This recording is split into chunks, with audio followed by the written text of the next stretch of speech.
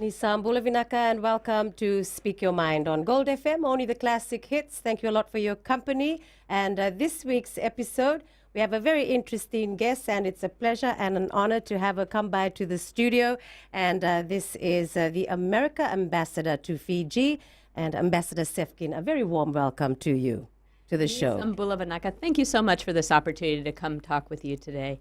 Thank you indeed. Well, before I start off an interview, I like to just find out a little bit more about you personally, just very quickly. Certainly. Well, I was born in New York City in the United States, but I grew up in the state of Colorado, which is in the western part of the United States. It's where the Rocky Mountains are. So it's a very beautiful place, but it's also quite far from the ocean.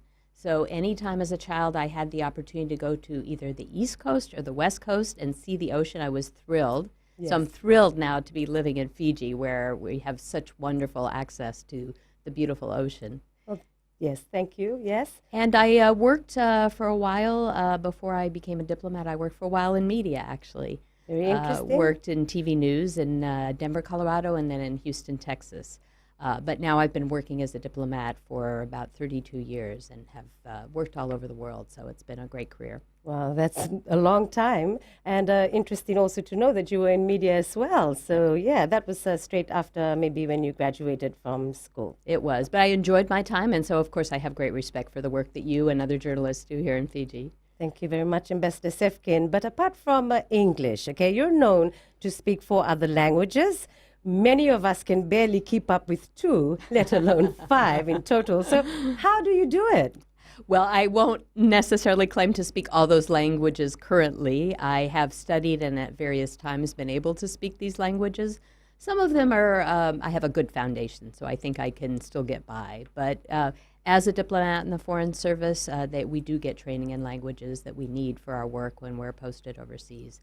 Yes. So some of my language abilities stem from my earlier education, and then since then I've had the chance to learn some new languages, such as Thai, for example. Oh, great. Well, okay, then. And I'm trying to learn Viti, Vosavaka Viti. Yeah, not bad. So, I mean, you obviously have a work flair. in progress, yes. Okay, so, I mean, you have a flair for languages. I enjoy the process of learning languages, and I think it's so both fun but also gratifying because it really gives you an entree into the culture where you're working. Yes. Because language tells you a lot about the culture of the country. That's right. And I mean, if you're interested in something, it's always possible. Exactly. Okay, so we'll move on with the questions. How long has the United States been in diplomatic relations with Fiji? Well, I'm glad you asked that question because, in fact, in just a few weeks' time, we will mark the 45th anniversary of the establishment of our diplomatic relations. Okay. So our formal diplomatic relations date back to 1971, July 22nd, 1971. So it's very exciting. But, of course, the relations between Fiji and the United States go back even much further than that. We've had, of course, people-to-people contacts, going back way back in history. And last year I had the opportunity to go to Levuka, and I was really struck there by all the historical connections between Fiji and the United States. In fact, we had a U.S. consul that was there in 1844, John Williams. So that was even before Fiji was a colony. It was in the very early stage in Fiji, and so there are, a lot of connections going way back, as I say, between our two countries. Yes, and I mean, for you to go to Levuka and actually find out about this way back in 18-something, that's a long time ago. It's a long time ago. Yes, so I wonder how he managed to get here. I think by boat. Okay, I think he came up from New Zealand. Okay, then. So anyhow, I've seen that you have a very soft spot for our ocean and climate change, as it affects everyone. Like they say, it has no borders. I mean, everyone is affected by it. But before we move on with, we'll have to ask you a simple question because, I mean, not everyone in Fiji would know what climate change is. So, we have to think of everyone in media. So maybe could you explain to us simply what climate change is? Certainly. I'll take my best effort to explain it, and just with the caveat, I'm not a scientist, and I'm sure a scientist could explain it much better. But what it is that carbon emissions that come from fuels we use, fossil fuels, so oil and gas and coal, they create something called a greenhouse effect, where it's trapping warm air from leaving the atmosphere. So it's trapping the warm air in the atmosphere around the world. Yes. And then that's heating up our temperatures, and that leads to problems such as droughts in places. It's affecting the weather, the climate. It's leading to more violent storms, to flooding in other areas. So in a nutshell, that's what climate change is, the fact that we're using these fuels that are trapping warm air into the atmosphere, and then that's changing our weather and creating all sorts of issues that we have to be very concerned about. That's right, Ambassador Sefkin. So how is climate change affecting our ocean? Oh, it's affecting it in a lot of ways. So just as the greenhouse gas effect is affecting the temperature of the air, it's also affecting the temperature of the ocean. It's making the ocean warmer, and some of the pollution that comes with these emissions, carbon emissions, is also turning the oceans more acidic. So it's making it much harder for the sea life to survive. And one of the effects we've seen is that with the temperature warming up, a lot of the corals around the world are bleaching, and that means, in fact, they're dying. And that's the major habitat for sea life, fish and sea life, which, of course, is what people depend on for food security. And so that's of great concern. Another impact is with the warming of the temperatures, the ice is melting more rapidly. So places like Antarctica or the Arctic or Alaska, where they have big ice glaciers, or Greenland, that ice is melting, and then that's giving a rise to the level of the ocean. Right. So ocean level is starting to encroach more and more on land and affect coastal communities and intruding onto crops and intruding into homes. And it's also having an impact on the weather, and that's why we've seen more violent storms such as the very devastating Cyclone Winston that affected Fiji so badly in February. And that was the worst ever. Yes, the worst ever in the Southern Hemisphere. Yes. Yeah. Well, thank you very much, Ambassador Sefkin. We'll be back shortly on Speak Your Mind, Gold FM, only the classic hits.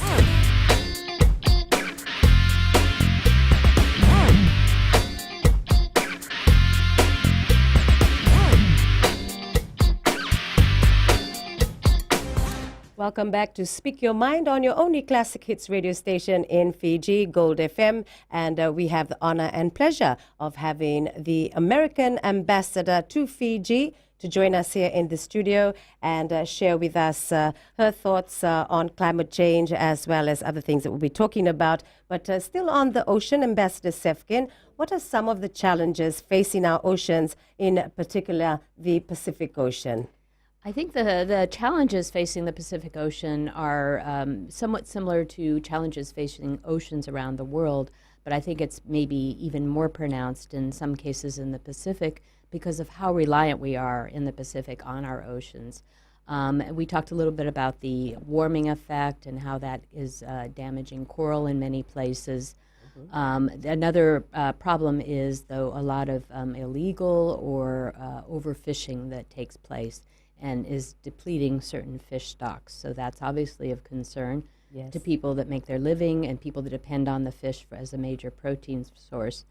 Another problem I think that we're facing is marine pollution and the fact of people throwing trash in the ocean, such as plastics, which can also be very damaging to the marine life. And then finally, the fact of the rising ocean level. And I think in some countries, in particular some of the countries in the Pacific that are the atoll island nations, with the rise of the sea level, that means that the seawater is encroaching further inland, and it makes it harder to grow the crops there. So those are all very serious challenges. Very serious challenges indeed, and it's only the people who can make it better. But how can our oceans be protected? Well, one of the ways they can be protected is to try to curb the global warming. And something very important took place this past year is that world leaders gathered in Paris, and they were able for the first time to agree to a really ambitious universal climate change agreement. So as we begin to implement that agreement, that will have an effect on stopping the rise of global warming, which will also have a beneficial effect on some of the impact on the ocean. But another thing we can do is look for ways to ensure sustainable fishing. And we have a number of programs in place that the U.S. government is supporting as well as other governments are also joining in some of these efforts to try to make sure that the fishing is being done legally, that it's respecting certain rules, so that there's a sustainability of the fish stocks. And I think there's some other international initiatives that are trying to address issues such as marine pollution to try to prevent and to get rid of all the trash that's in the ocean. Oh, my dear, that's just not good at all. When you think about it, I mean, you see these videos. I mean, it's really sad how you get turtles and Yes. other fish entangled in plastic, and it actually kills them. And it is really sad. So, how is America helping to protect our ocean? Well, we have a number of initiatives, and this is actually an issue that our Secretary of State, John Kerry, is very, very passionate about. So he, in fact, has hosted a major international conference on this issue, and he will be hosting another one in September in Washington, and he has invited foreign ministers from the Pacific to join him at that conference. But one thing we do is we work with countries in the Pacific to support marine protected areas. Those are parts of the ocean that are protected so that the sea life is able to flourish there. We also have a number of programs dedicated to trying to curb illegal fishing. And one program is called a shipwriter program, where we make our U.S. Navy and Coast Guard boats available for the authorities from Pacific Island countries to use to try to enforce their exclusive economic zone and to catch the illegal boats that are doing illegal fishing. But we've also had some really fun, innovative programs. There was something called the Fish Hackathon that we sponsored together with the University of South Pacific recently, where we invited young computer coders to come together to try to come up with new programs that would help address sustainable fishing. So these are just some of the examples. And one other thing we did a couple of months back was we helped together with the International Union for Conservation of Nature Yes. to have a conference of young environmental leaders from the Pacific to help give them some tools to go forward in leading on these important issues. That's really good. I mean, even for the illegal fishing, it's really great that America will be helping out with these boats because, I mean, policing is always an issue for us here. So, I mean, that's great help in itself. Thank you. So, can you tell us about the U.S.-funded climate change programs you've done or are doing in Fiji? Absolutely. So that really is the number one priority for our assistance currently. And we have a number of programs. One program works at the community level to help communities that are especially vulnerable to the impact of climate change become more resilient. It's called the Coastal Community Adaptation Program. It's funded by our U.S. Agency for International Development. And with that program, we've worked in 10 communities around Fiji. And we've helped them do things such as in one of the villages on the Rewa Delta, we helped them stabilize the riverbank so that the river didn't flood the village and ruin the crops when the ocean rises or there's bad storm surge. Another program which we feel very, very grateful for was in a village in Vanuatu called Vuni Savi Savi.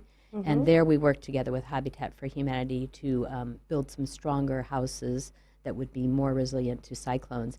And it was completed shortly before Cyclone Winston, and we were really, really relieved to learn that in fact, those houses did stand and provided shelter for the village during the storm. So those are just a few examples. But we have a number of programs. There's another program that we work with civil society organizations that are doing work in boosting resilience and adapting to climate change. And then we have some programs, and we will be announcing a new program that works with governments on helping to develop proposals for the international climate financing. So those are just some examples of the work we're doing, but it's a very big priority for me and for my embassy. Oh, thank you, Ambassador Sefkin. That's really nice to know. And just how would you describe our people-to-people ties? Oh, our people-people ties, I think, are very, very strong and very vibrant. And as we were talking earlier, of course, they go way back. Even before Fiji was an independent country, we had a number of programs that we were had here, educational exchanges, cultural exchanges, and I always enjoy meeting with some of the people that have participated on those programs and had the opportunity to go to the United States and to learn about some of the issues that they're working on and how the United States is approaching those issues, and of course we learn in return from the lessons that they teach us. But it's really a very a vibrant people-to-people relationship. We also have the Peace Corps program here. Yes, very interesting. We'll talk about that as when we return on Speak Your Mind, Gold FM, only the classic hits.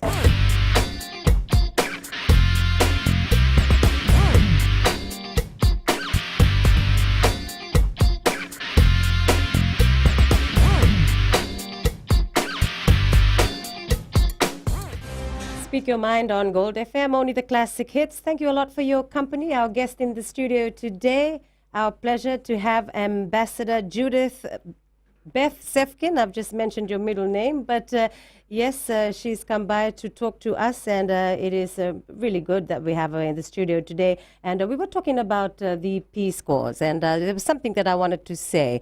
And just for interest's sake, when I was a child, I probably would have been about I'd say 9 years old, 10 years old. We had a Peace Corps who used to train us at the YWCA here in Suva. Yeah. And we used to do gymnastics. Oh, yes. That's good to hear. Yeah. And we absolutely loved it. We had this little group of, a few of us, a few boys and girls. And we did gymnastics and we loved it. And I was pretty good at it too. Ah, congratulations. Yes, I mean, I would never have known how to do a front walkover, for example, or a back walkover, or the beam, or, the other stuff that you have. But yes, on Peace Corps, do we still have them in Fiji active? We do. We have a very active Peace Corps program. In fact, it's grown a bit in the last year. I think we have approximately 60 volunteers throughout the country right now. Oh. And actually, fairly soon, I think in about another year, we'll reach the 50th anniversary of Peace Corps cooperation with Fiji. Okay. So, but currently, the main focus for our Peace Corps volunteers is on youth development. Okay. So they're working mostly with schools, but they're working on, sort of encouraging students with, healthy lifestyle and to think about future and what they want to do with their futures. So I think that's very positive. We also have some working in the health area. Okay. And they also often do some environmental projects on the side of their main work. So, for example, I visited one village where a Peace Corps volunteer had helped them with a little bit of a seawall. So they do things like that. So I think it's a very good experience for our volunteers, and Yes.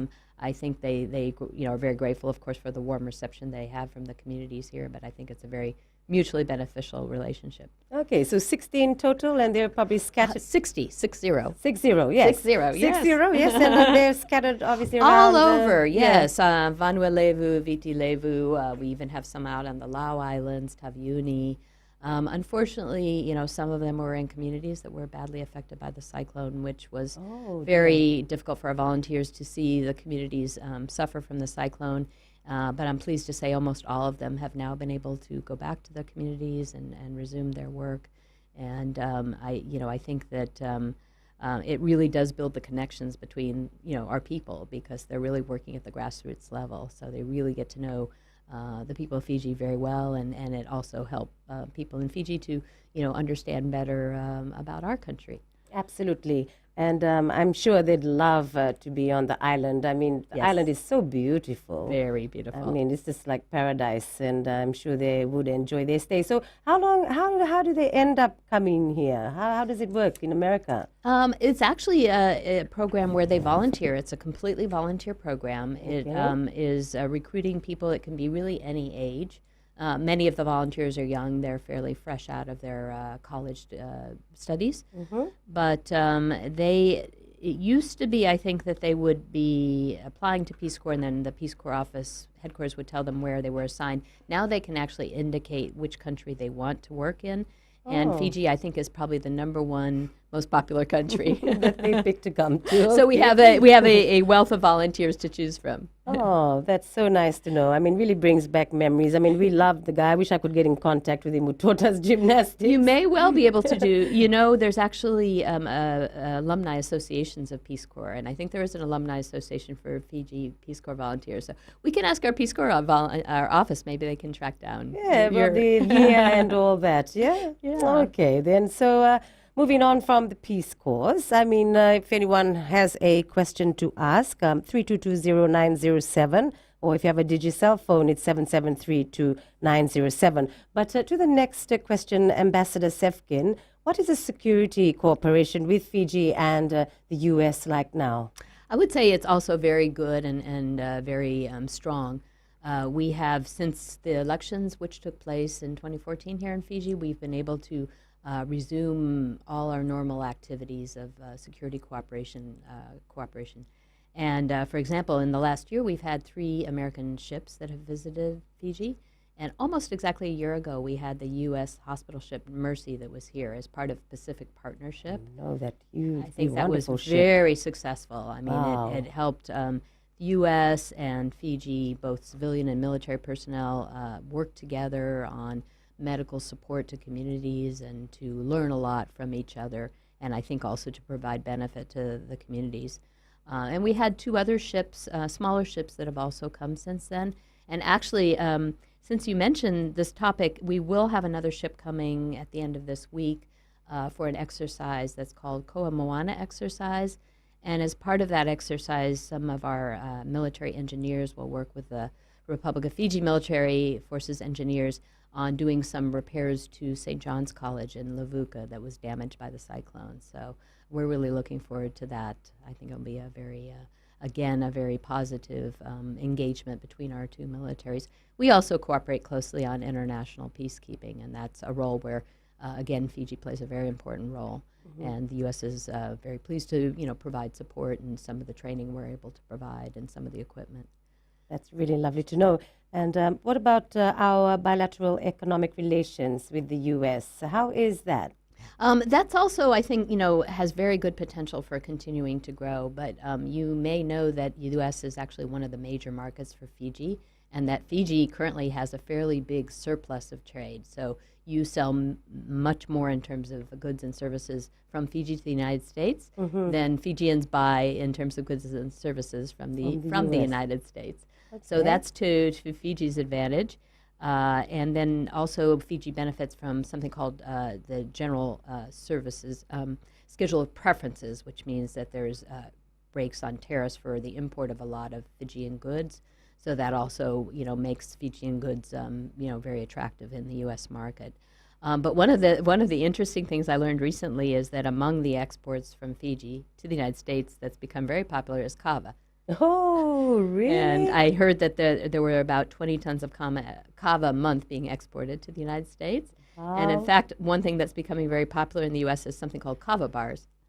Kava bars. Kava bars. How does that, like kava bars, they're absolutely kava in bars, I suppose. Well, it's, so we have bars around the United States, as here, where people will go for a drink. But in these bars, instead of serving alcohol, I'm thinking they're serving kava. And I think they try to replicate the custom of, the Tanoa bowl. But I'm sure there's some liberties taken with how it's being presented. But it's very popular. I get it, kava bar. But we'll be back soon on Speak Your Mind. Gold FM, only the classic hits.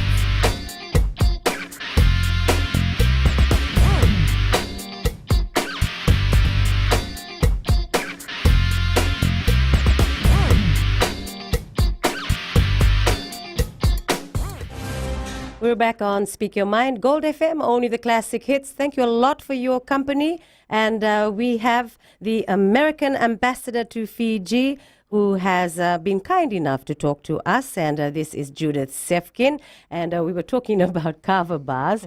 And I got a bit confused there because I was thinking of gold bars. But anyway... Yeah, kava bars. That's really like interesting. A pub. Yeah, like a pub. So, I mean, we obviously have a lot of Fijians living in America because, or have other races been introduced to drinking kava as well? It's other races. I think it's become just a popular thing to try among Americans, probably especially young Americans. So just as the young people like to go out and maybe have a drink or two on the weekend or after work, right. I think now rather than going and having alcohol, some of them are trying the kava. Oh, that's wonderful. I mean, even for Fiji, I mean, if you're listening, I mean, you should have a farm because we've got a great market now in America for kava. But that's about our bilateral economic relations with the U.S., which is healthy, as you've just said. Yes, and I think there's potential to expand it. Of course, we do have American businesses that are active in Fiji, too. especially in the tourism sector. Okay. Of course, there are many hotels that are managed by major U.S. brand hotels. We have a number of U.S. Resort owners with smaller boutique properties. Of course, we have a lot of American franchises like the car rental companies or McDonald's, of course, or Fat Burger. Yes. So, I think all that is very positive in terms of, economic benefit both to Fiji and to the United States. Great. Thank you very much, Ambassador Sefkin. Now, we'll go on about, America is helping in the fight against non-communicable diseases in the Pacific. Now, you had your first ever Pacific NCD summit in Tonga recently. Now, could you tell us what the U.S. Is doing here in regards to this crisis? I mean, it's been said that it is a crisis that we're facing. Well, as part of the summit that was held in Tonga just recently, we had a delegation from the United States, including a senior official from our Health and Human Services Department in Washington, and along with him was also another official who is a member of President Obama's Council on Sport and Fitness. Okay. So they visited Fiji before they went to Tonga, and they had some very good discussions with the Ministry of Health, the minister and his team here in Suva, and talked about ways we can collaborate on this issue. And they also visited some schools and had a chance to talk to the students about the importance of preventive measures, healthy diet, exercise to prevent NCDs. There's also something else the U.S. Embassy has, which is it's something the State Department sponsored called the Sports Envoy Program. Okay. So under that program, we've sent some sports stars. We recently had a few U.S. soccer stars that came to Fiji and did a program at schools throughout the country, again, to talk about the importance of exercise, the importance of healthy lifestyle, healthy diet. So that's another way we help. And then our Peace Corps volunteers also are doing work, as I said, some of them in the health area, but I think through their youth development, they're also emphasizing the importance of, healthy lifestyle, the exercise, being active, and what foods are important to have to be healthy and to avoid NCDs. Yeah, very important because I believe the First Lady, she's also into this in America, right? That's so true. Yes, I mean, she's always going to schools and promoting healthy living. She has a campaign that she started early on when she first, they went into the White House called Let's Move campaign. Right. So they're just trying to encourage young people to move, to dance, to do whatever they like to do to keep active. Yes. And then she's also grown a garden, an organic garden in the White House. Oh. And she brings school classes over to, work in the garden and to learn about, how it's possible to grow healthy food and then to have a healthy diet. Oh, okay. So organic. I mean, in Fiji, we have organic too, don't we? Yes, We're of actually course. natural. Yeah. Most of our food is natural. Yes, that's right. Yeah. But I think the important thing, whether it's actually technically organic or whether it's grown through more traditional agricultural methods, it's what you eat, the importance of the vegetables, the fruit in the diet, and just a balanced diet in general. Yeah, I mean, that's pretty simple, having a balanced diet. But unfortunately, some people don't do it. I mean, you're supposed to have that every day. That's right, yeah. So, that's really good. I mean, you've been going to all these different schools and getting sports stars and everything. And we're really grateful that you're doing this in Fiji. So Well, it's fun for us as well as, I think, for the students that get the chance to meet with these teams. Must be so much fun. Oh, I should mention one other thing is we also had the women's rugby team that came to the rugby competition that took place in Sigatoka in January. Right. So they did some work on the side too, also visiting with some young children and working with them on sports. That's really lovely to know. I mean, we're in Suva, and sometimes we don't realize that this is all happening, around us. Yeah. And the children, I must say, are really, impressed by it. Yeah. But I have to say, I think the Fijian children are very natural athletes, so I think that they take very naturally to all these classes and workshops. Exactly. So anyhow, I just wanted to speak about the American Independence Day. Now, that's on July the 4th. And I believe that you also have a Dina Preston band. We do. Yes. I mean, I looked at it in your Twitter account because I followed you. And I saw you state that you were also looking forward to this band coming. So this band, what kind of music do they play? I think they play actually a variety of music, but I think their main genre is maybe what we would call country western and then rock and roll. Oh, So I'm looking forward to hearing them. I actually haven't heard them play yet, but I'm very okay. much looking forward to hearing them. They're currently out in the west of Viti Levu, out in Lautoka, but they're on their way back to Fiji. Sorry, to Suva. To Suva. Yeah. For the celebrations. Yes, they'll be at the celebration that we're having on Thursday. That's right. And then they're going to perform a public concert on Rata Sukuna, my Suva Park. Oh, really? Yes, So a performance on Saturday. So this Saturday. This coming Saturday, I believe Yeah? it's at 3 in the afternoon, but at my Suva Park. Oh, so it's going to So be. we really encourage people to come out and join. That'll be Should be lovely. So what time will that be? I'm told around? it will be 3 in the afternoon. 3 in the afternoon Yeah. this Saturday. I mean, Yeah, so hopefully the weather's as beautiful as it is today. And exactly. It's a good time to come out and just enjoy some really good music. yes. Anyway, we'll be back soon on Speak Your Mind, and we'll talk more on Independence Day.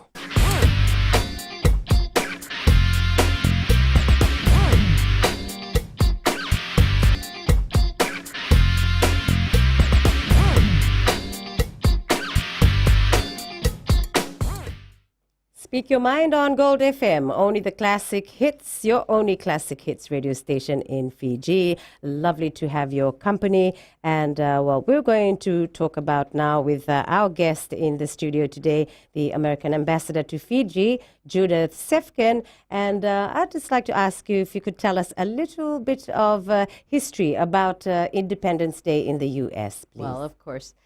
First of all, this will be the 240th anniversary of the birth of the United States. And it really stems from, our decision that we wanted to be an independent country back in 1779. And we have a group of men who were leaders in what was then the United States, which was just a small part of what the United States is today. It was our original 13 colonies that were on the northeast part of the United States. And they got together and they wrote the Declaration of Independence, which formed the basis for our decision to seek independence. And once we had achieved independence, of course, they got together to draft a constitution, and that was the framework on which we still, of course, operate in the United States. So it's very significant. We think that those documents are very important, not just in the United States, but that they've provided inspiration to many people around the world.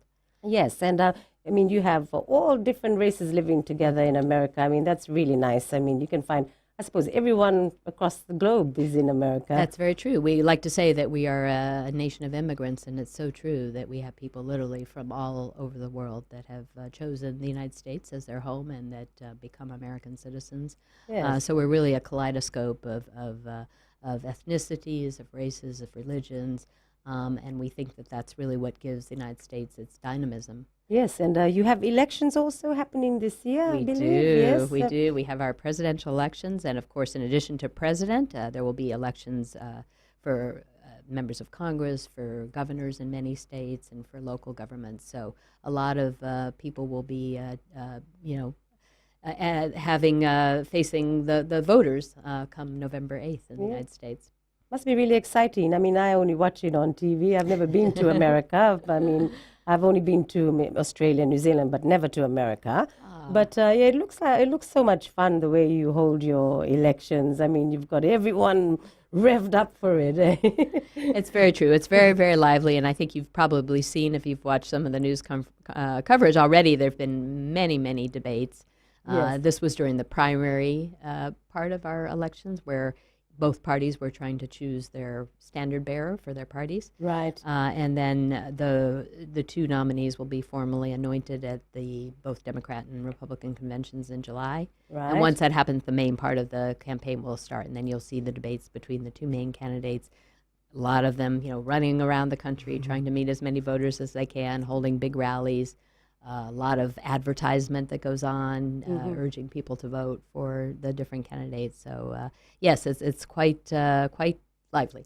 Yes, I can imagine. I mean, everyone follows it as well. But on Independence Day, what do you have in here in Fiji? Well, here in Fiji, we will do our official National Day reception that will take place on Thursday at our embassy. Okay. In addition to that, I think that probably many people have more personal parties and private parties. You know, traditionally in the United States, our July 4th is a very festive holiday. It takes place in what is the summer in the United States. So people are out in their shorts and they're having picnics and they're having barbecues. They go to concerts. Many communities around the United States at night, they have fireworks. You know, we eat hamburgers and hot dogs, you know, our sort of traditional casual American food. I see. So these are what's eaten the most on Independence Day. Yes, that's what's eaten the most on Independence Day. Okay. But of course, it's also a chance for us to, you know, reflect a little bit about the meaning of being American and the important ideals and values that we hold very dear as Americans. And, you know, it's in our independence, our Declaration of Independence, and the fact that we view everybody as being equal and that people have the same rights that they're entitled to, and that we attach great importance to the role of citizens in our country in terms of choosing their governments and being able to, you know, have lively debates and exchanges with you know, the different political representatives about what issues and what policies are important to them. So it's a good chance to reflect on that. Now, yes. You know, we're not a perfect country, and we've had our challenges, but I think the important thing is that we are able to, you know, air some of our concerns and our differences, and over time we've certainly made a lot of progress, I think, in terms of realizing greater equality for all people in the United States. That is very wonderful words from you, Ambassador Sefkin, and I also believe in the same. Everyone has equal rights. But yeah, we've unfortunately come to the end of this week's episode of Speak Your Mind. Thank you so much for coming, Ambassador Thank you Sefkin. so much for having me. It's really been a pleasure talking to you. Vinakavakalevu. Vinakavakalevu. On Speak Your Mind, thank you so much again for your company. Until next week, Nisa Demanda.